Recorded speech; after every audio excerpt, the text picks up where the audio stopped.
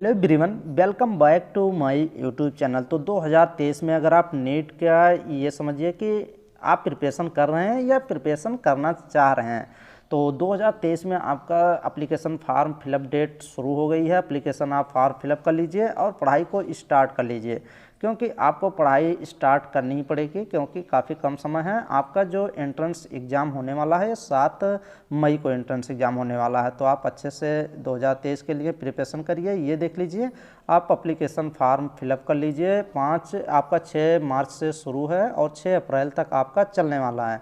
तो एक 1 मंथ का आपके पास टाइम है। ये आपके पैसे लगने वाले हैं और एंट्रेंस एग्ज़ाम आपका ये देख लीजिए 7 मई को आपका एंट्रेंस एग्ज़ाम होने वाला है। तो अभी ये सब चीज़ें आप कर लीजिए। 7 मई को एंट्रेंस एग्ज़ाम होगा। इस वीडियो में हम लोग सिलेबस के ऊपर ही बात करेंगे। तो चलिए सिलेबस देखते हैं इस वीडियो में। तो ये पूरा नीट का सिलेबस है, देख लीजिए। कोर सिलेबस पूरा आपको सभी चैप्टर पढ़ के जाने हैं। क्लास 11th और क्लास 12th के पूरी एनसीईआरटी 100% आप एनसीईआरटी पे फोकस करें। यहाँ पे देख लीजिए सीबीएसई एनसीईआरटी, सीबीएसई आपको एनसीईआरटी बुक फॉलो करनी पड़ेगी, या फिजिक्स का हो या केमिस्ट्री या बायोलॉजी का। तो एनसीईआरटी फॉलो करें और क्वेश्चन के लिए आप फिंगर टिप्स आती है एनसीईआरटी के, वो फॉलो करें। और ज़्यादा से ज़्यादा ऑब्जेक्टिव टाइप क्वेश्चन आप लगा ही रहे होंगे। अगर नहीं लगा रहे हैं तो शुरू कर दीजिए। ये देखिए, फिजिक्स में 11th में आपके चैप्टर जो हैं, first chapter physical word and measurement, second kinematics, law motion और work energy and power, 5 chapter number motion of system of particle and rigid body, gravitation, property आज bulk matter, thermodynamics, behaviour of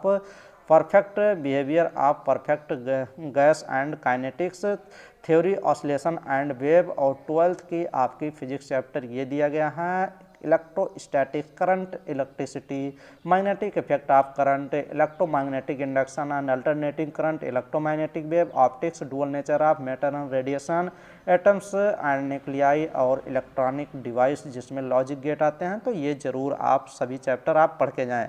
अगर important chapter की बात करें तो physical word and measurement से एक question आपका आ ही जाता है। और आप काइनेमैटिक्स पढ़ के जाएं, और आप ग्रेविटेशन ज़रूर पढ़ के जाएं, थर्मोडायनेमिक्स पढ़ के जाएं, और ऑसिलेशन ऑफ वेव्स पढ़ के जाएं, और इलेक्ट्रोस्टैटिक करंट, इलेक्ट्रिसिटी और आपका ये ऑप्टिक्स पढ़ के जाएं। और ये तीनों chapter, dual nature of matter and radiation, atoms and nuclei, आपको एक केमिस्ट्री में भी मिल जाएगा और फिजिक्स में भी है, इलेक्ट्रॉनिक डिवाइस।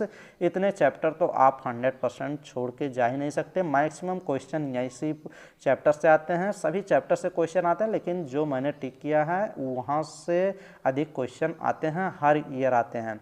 केमिस्ट्री की बात करें तो केमिस्ट्री 11th का पोर्शन देख लीजिए। 11th केमिस्ट्री में आपका some basic concept of chemistry, जिसको मोल्स कहते हैं, इस चैप्टर से क्वेश्चन आना ही रहता है। स्ट्रक्चर ऑफ आइटम से भी 1-2 क्वेश्चन आ जाते हैं। Classification of element and periodicity in properties से एक क्वेश्चन आने का चांस रहता है। केमिकल बॉन्डिंग से ये समझिए 4 से 5 क्वेश्चन आपका केमिकल बॉन्डिंग से मिल जाता है। State matter of gas liquid, thermodynamics से 1-2 क्वेश्चन, इक्विलिब्रियम से 1-2 क्वेश्चन मिल जाते हैं, और रेडॉक्स रिएक्शन से 1-2 क्वेश्चन, एक क्वेश्चन तो मिल ही जाता है। हाइड्रोजन से एक क्वेश्चन मिलने के चांस रहते हैं। यस ब्लॉक एलिमेंट में 2 ग्रुप आते हैं, alkali and alkaline earth metal आते हैं, जहां से एक क्वेश्चन तो मिल ही जाता है।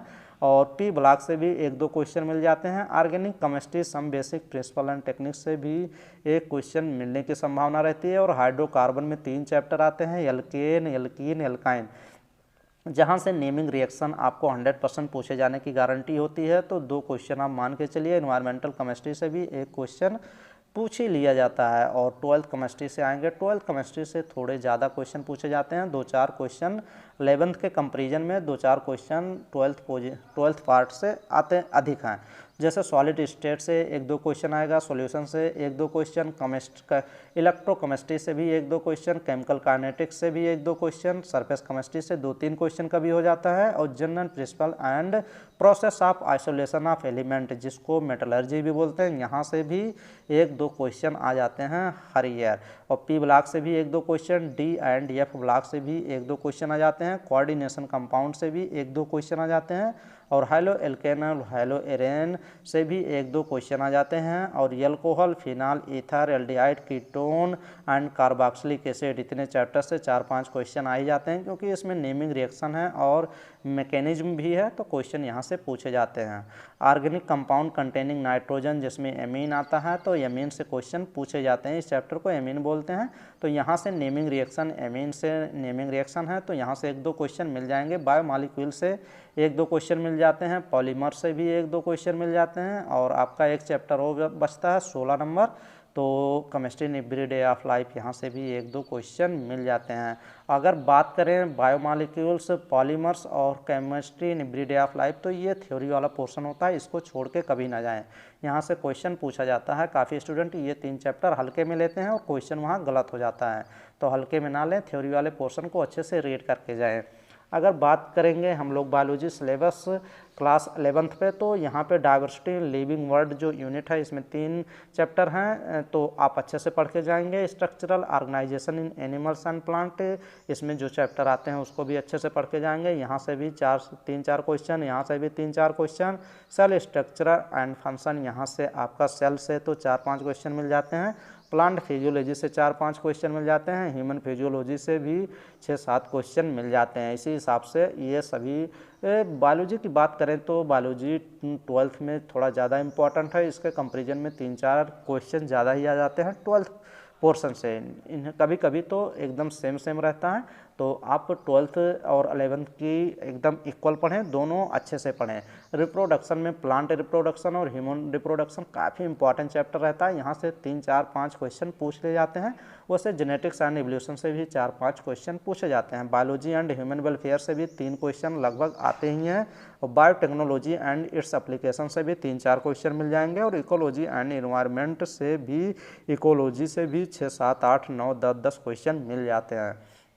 तो ऐसे ही क्वेश्चन पूछे जाते हैं। अब हर एक चैप्टर को एकदम, तो चलिए नेक्स्ट वीडियो में ये पूरा अच्छे से एक्सप्लेन करेंगे। Thank you.